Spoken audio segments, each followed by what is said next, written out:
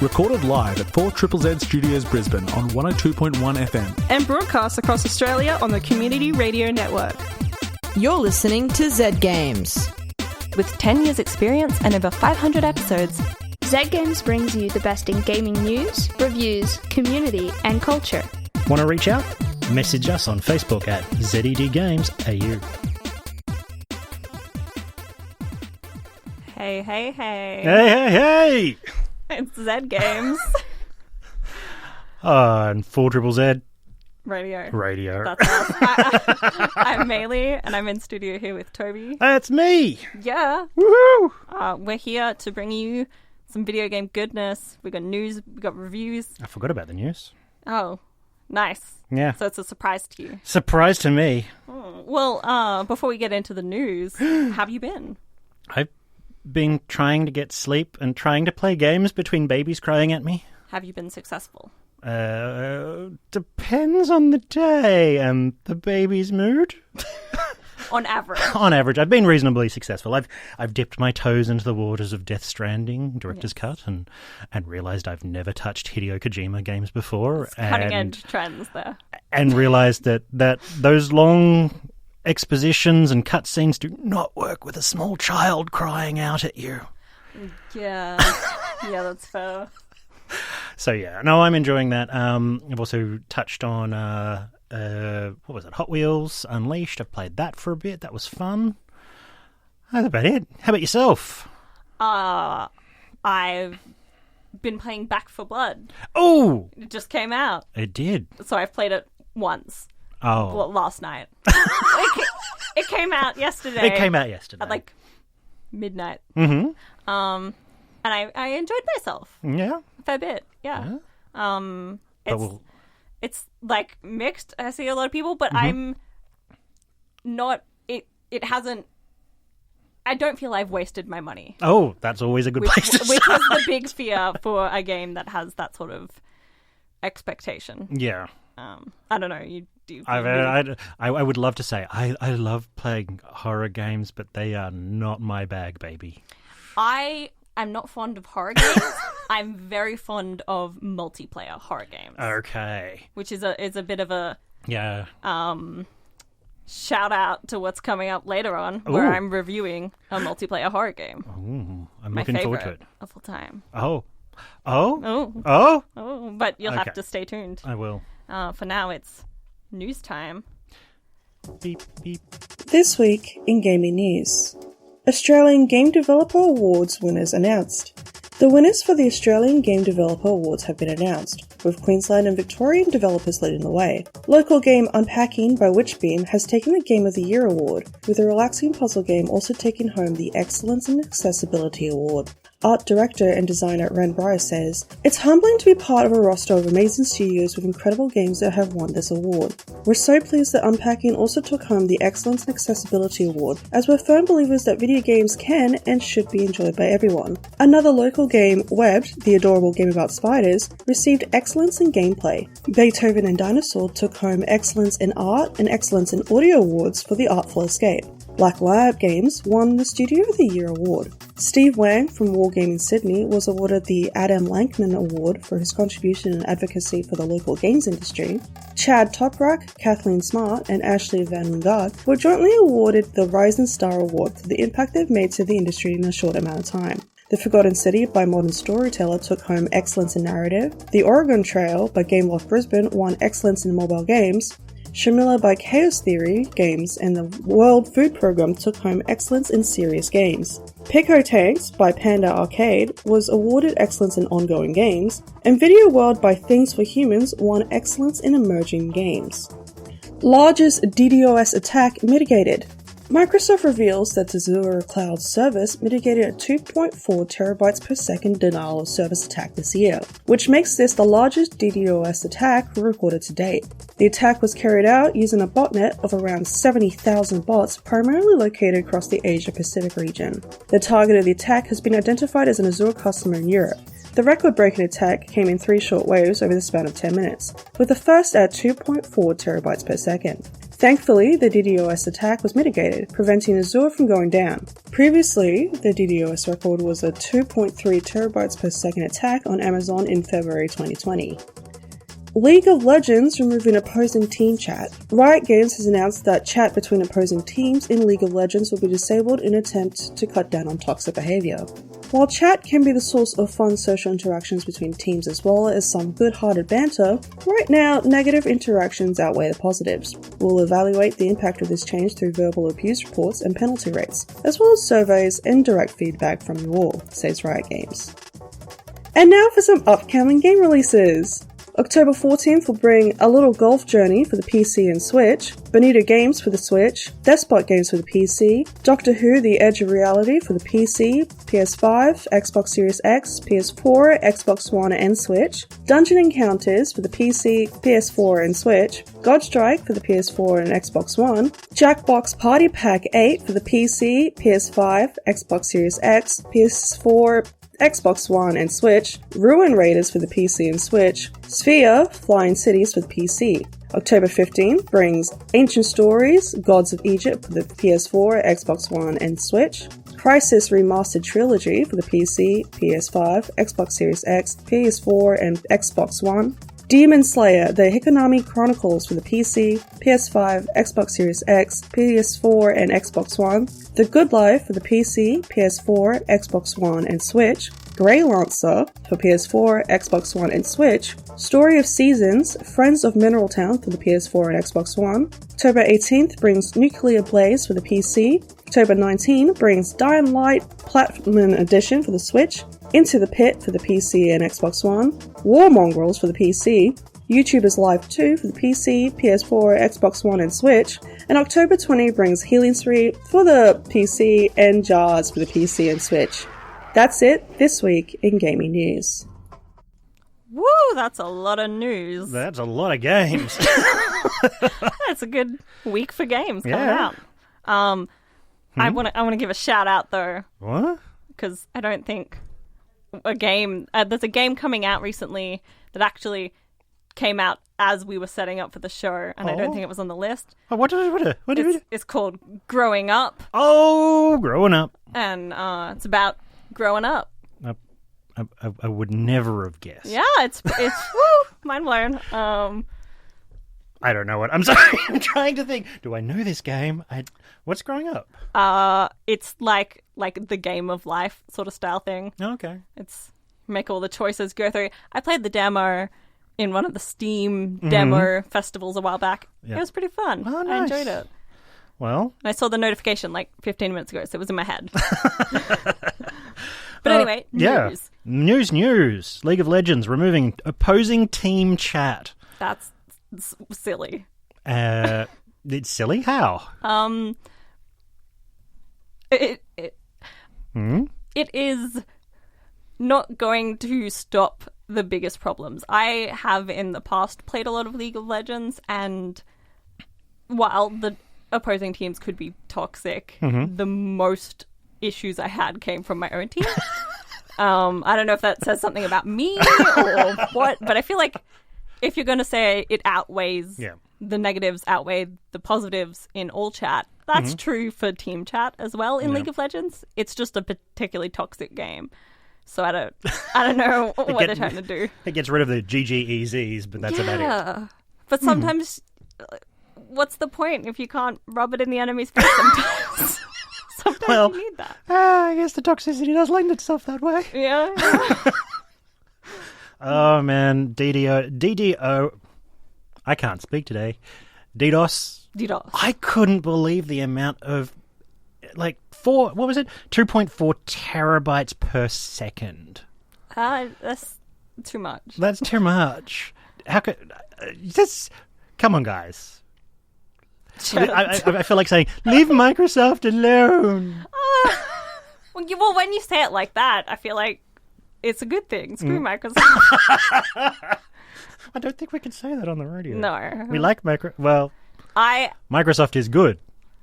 Our opinions on Microsoft are... Our opinions. And... do not reflect the opinions of... Hey, they made Psychonauts too, and I had a lot of fun in that, so... Okay, we like Microsoft again. Yeah. And it was on Game Pass. Yeah, and Game Pass is crazy. Mm-hmm. I played Psychonauts for $1. It's crazy. Crazy. We like Microsoft now. Think. There are positives and negatives. Who knows what outweighs what? Oh, man. I will say that I am unsurprised about Webbed receiving excellence in gameplay for the Australian Game Developers Awards, because that game is amazingly good. Amazingly good. Amazingly good. I'm going to double up on my, I'm going to say adjectives. Yes. Oh, good. Yes. I'm not good with that stuff, as people will tell you. You're better than you think. They are adjectives.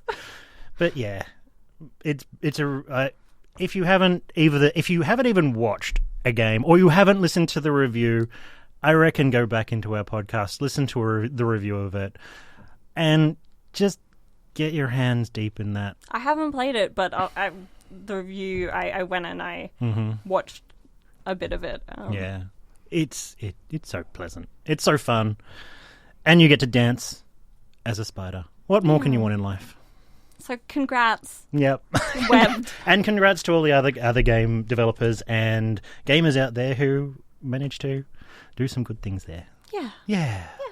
Pleasant. So now I'm going to perform my review of the game Dead by Daylight. Oi!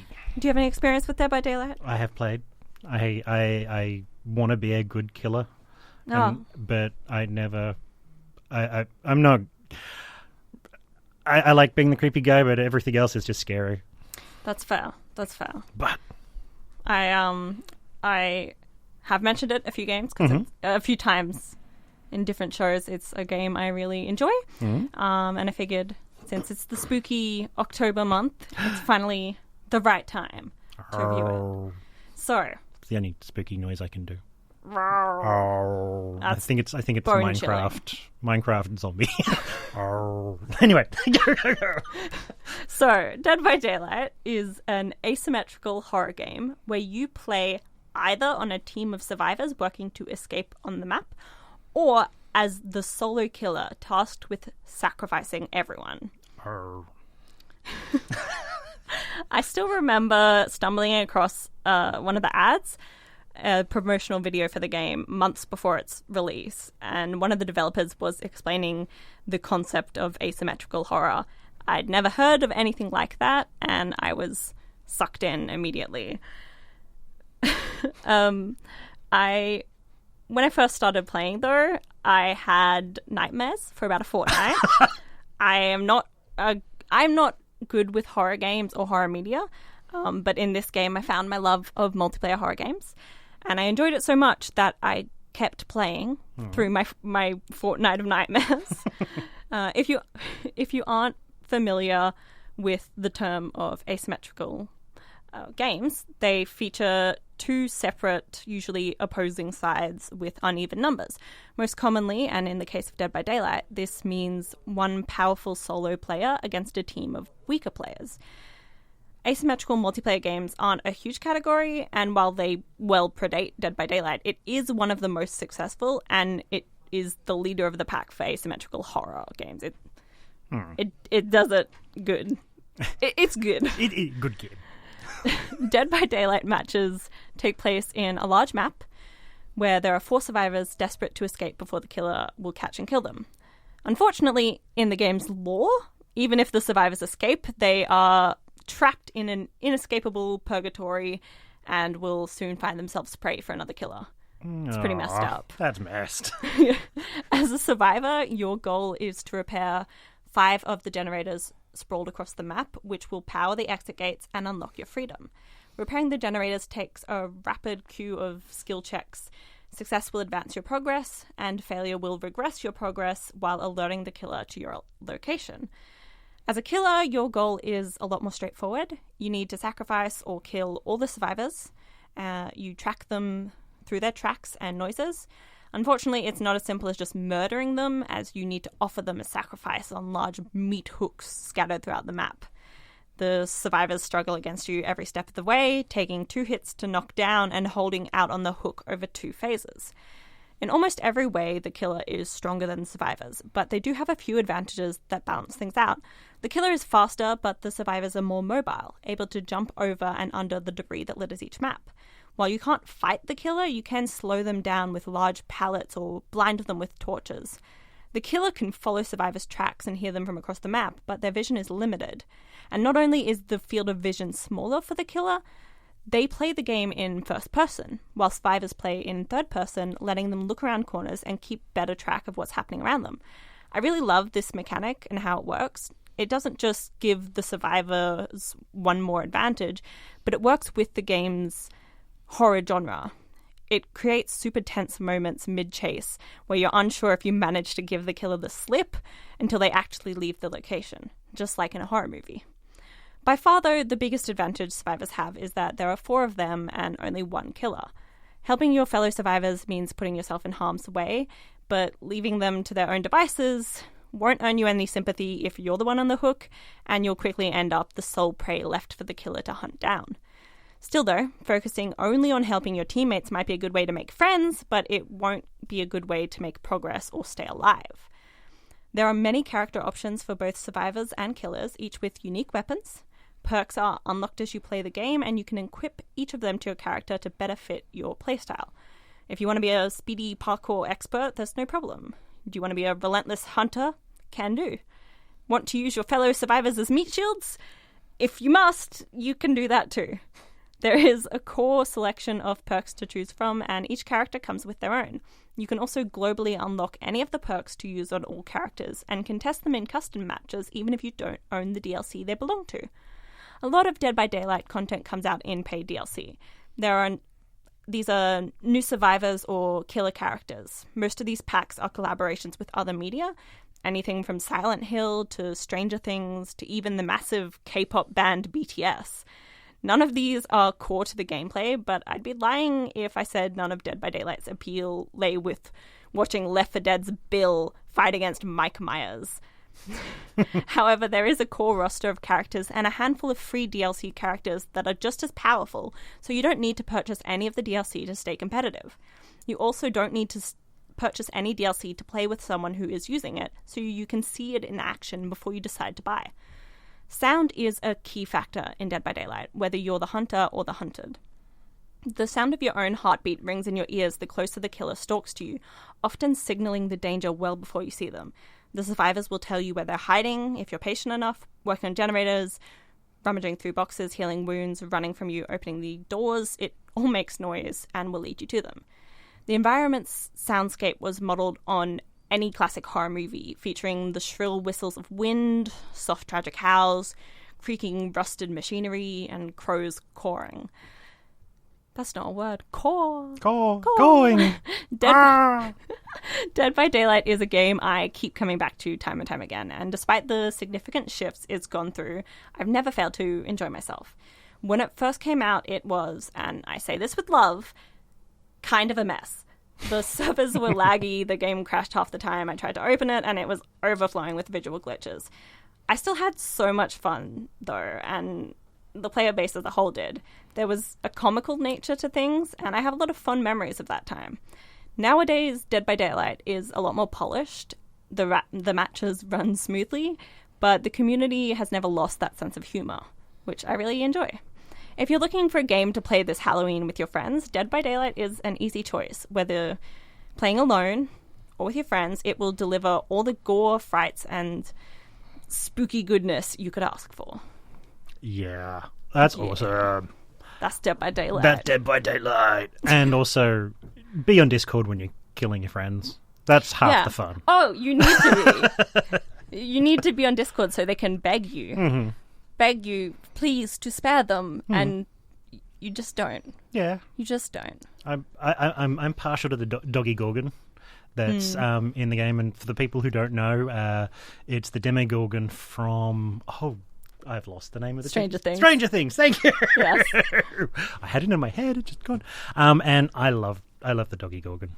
I just wish... Yeah. A fun fact about the Stranger Things DLC, just because it makes me laugh every time. They have the Demogorgon, and the survivors you can play as Steve or Nancy. Yep. And they also have cosmetic skins for the characters. And Steve has a skin that just is Jonathan Byers. So you can just be Steve but dress up as Jonathan. But it's really silly and it makes me laugh every time. But yeah, it is a tight knit community, and as a person who's only played a little bit of it, I do definitely recommend it with friends and jump into the community. It's great. Well, it can be great. Like any community, there's lovely corners, but yeah, I mean, there's no online voice chat or even there's no chat in game. So even if you got like a really crappy person to play with randomly, there's not much they can do. They can't yell at you. Yeah, they can go, "Ooh, you suck" in their game own chat at the end. Yeah, but screw that guy. Yeah, you're you. Be who you are. Yeah. Yeah. Proud of you. Yeah, you tried.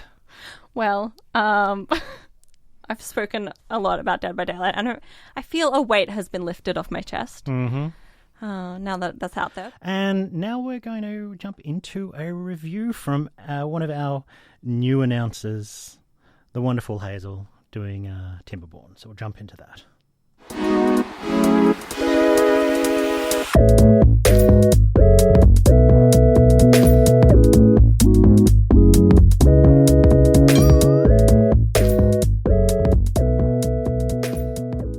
In the far-flung future, humanity is gone.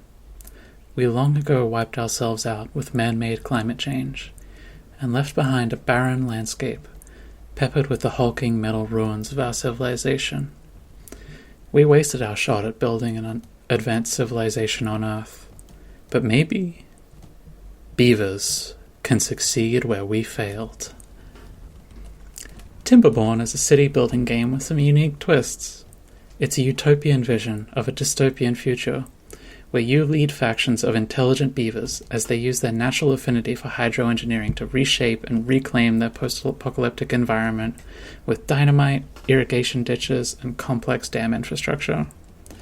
Timberborn's aesthetic is self-described as lumberpunk, a word the developers seem to have coined themselves, and it's exemplified best in the rustic wooden architecture of the folktale beavers.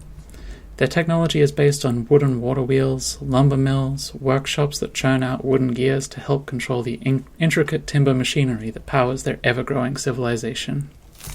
The game's visuals are simple but evocative, with tile-based maps that will feel familiar to anyone who's ever played Age of Empires. The buildings that make up your little cities are satisfyingly chunky, with lovingly modeled details that help to bring the city to life. However, I know what you're really here to see, and you'll have to zoom in a little for it. The beavers. They're so delightfully modeled and animated, with round little bodies and goofy stances. I have to confess that while playing this game to review it, I probably spent a good third of my time just zoomed in on random beavers in my city, joyfully watching them go about their little lives. When you first start a new game in Timberborn, you'll find yourself looking down at the humble beginnings of your beaver city on the bend of a coursing river. The camera feels much like that of a SimCity or Age of Empires, and following the river up its path you'll find source blocks from which it pours with impressive dynamic water physics. Your beavers pile out of your first building, a sort of town hall that serves as the heart of each beaver settlement, and the game's tutorial tells you to hurriedly get to work assigning them to gather berries and cut down trees. Your beavers have basic survival needs, and if you aren't careful, they can be wiped out by a sudden food or water shortage. The tutorial will guide you as you get the basic elements of your town set up, until it doesn't. The tutorial ends somewhat abruptly after making sure you have the essentials, leaving you with the vague advice to consider building a dam or extra water tanks to survive your first drought. If you've never seen this game played before, you're completely unprepared for what is coming. Timberborn follows drought cycles. At the end of every cycle, a drought begins, and your river stops flowing. If you don't have a dam prepared to hold on to some water, then your riverbed will dry out, your crops will stop growing, and you'll be left figuring out how to keep your beavers alive with your scarce resources. A basic dam will save you from the worst of it, but the real challenge of Timberborn is finding a way to balance progressing your technology and building your city with the difficulty of being constantly prepared to weather a drought. As you learn to survive, though, you find new opportunities to grow and advance your little beaver civilization. Your inventor beavers will help you unlock new technologies. Your population will grow. You'll develop sustainable sources of food, water, and metal. Eventually, your city will get big enough that you'll start building vertically. That's right, another one of this game's little twists on the city building genre is that it allows you to stack certain buildings on top of each other and create elaborate raised pathways and staircases to take your beavers to dizzying new heights. This gives a whole new layer of depth to the fun of planning and building cities. You can even cap your towers off with decorative roofs to satisfy the aesthetic needs of your beavers. Oh yeah, that's how this game measures success, not in money, not in world domination. It tells you how good you're doing by how happy and fulfilled your beavers are. Giving them varied diets, fun activities to do, cultural enrichment, and even decorating their environment all increases their overall level of well-being. It's a great idea, and the system feels rewarding. But it also feels like a bit of a checklist. Once you've unlocked all the categories of well-being, all that's left to do is survive and build. And the building is very fun, but eventually Timberborn hits the hurdle of most early access games. There just isn't that much content yet. What's in the game is excellent, but you can blaze through it pretty quickly. Other complaints I have are that the two factions in the game at present don't differ greatly beyond aesthetics, and the game doesn't always give you the information you need. The game is also very sandboxy, which isn't a bad thing, but left me craving some sort of campaign or story mode with specific goals to work towards. The game's sound effects feel a little barren at this stage in development.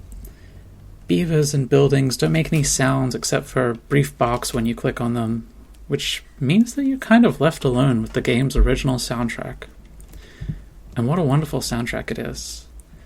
The game's composer, Zofia Domorodska, wrote 11 beautiful instrumental tracks with performances by a real string quartet. The songs cycle in the background or trigger during gameplay events and fit right in with the theme, giving you an incredible sense of atmosphere. The Timberborn soundtrack takes you from soaring, inspirational violin solos to mark the changing of the seasons, to the menacing drums and haunting vibrato that plays when a drought starts and you watch the land dry up before your eyes. Timberborn is a charming, lovingly made city builder with a unique theme, innovative gameplay, and a soundtrack that matches it blow for blow. But at this stage of early access, it's lacking certain aspects of polish, depth of gameplay, and character that would give it the longevity it deserves.